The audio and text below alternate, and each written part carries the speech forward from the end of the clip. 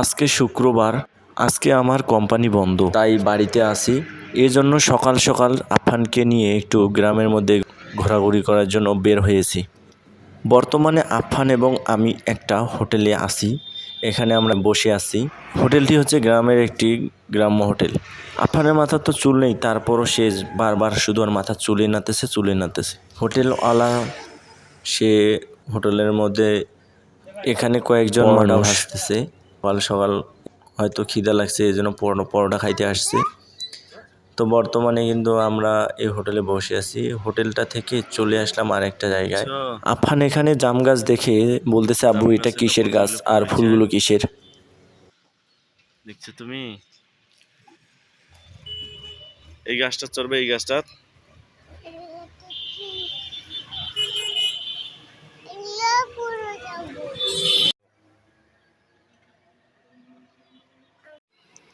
গরু কি খাচ্ছে আব্বু? গরু দুধ খাচ্ছে, এতটা গরু।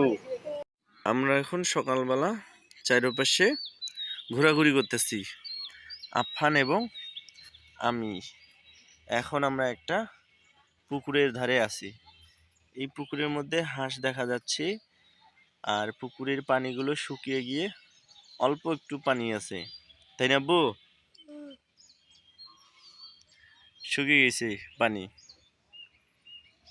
আফফান এবং আমি সকালবেলা বাইরে হয়েছি, একটু ঘোরাঘুরি করতেছি, তাই না আব্বু? আফফানের বয়স 3 বছর, তারপরও কিন্তু ও আমাদের কোলায় চড়ে বাইর হয়। ওকে কিন্তু আমি কোলায় নিয়ে ঘোরাঘুরি করতেছি, আর আশেপাশের গ্রামের যে দৃশ্যগুলো আছে এগুলো দেখাচ্ছি, আমিও দেখতেছি। মানে পুকুরের দেখা পেলাম।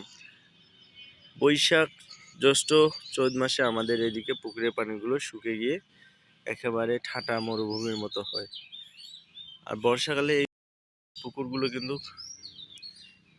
একেবারে পানি দিয়ে কানায় কানায় ভরপুর থাকে। আমরা বর্তমানে একটা কলা বাগানের এখানে দাঁড়িয়ে একটা ভিডিও করে নিলাম।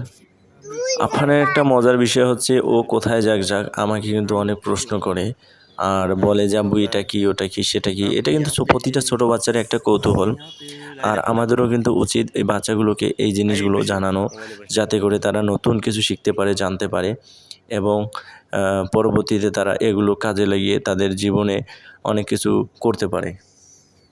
এইটা পুকুরের ভিডিও করো, ওইটা পুকুরের ভিডিও করো, এটা ছবি তোলো, ওটার ছবি তোলো। এখানে কয়েকটা ছাগল বাঁধা আছে, ছাগলগুলো আমরা দেখতে পেলাম। এখানে ছাগল ঘাস খাচ্ছে। ছাগলটা নাকি ওর মা ডাকাচ্ছে, আফফান বলতেছি। এই যে মেয়ে করতেছে। এখানে সুন্দর একটা দৃশ্য, দুই ধারে পুকুর আর মাঝখান দিয়ে রাস্তা গেছে।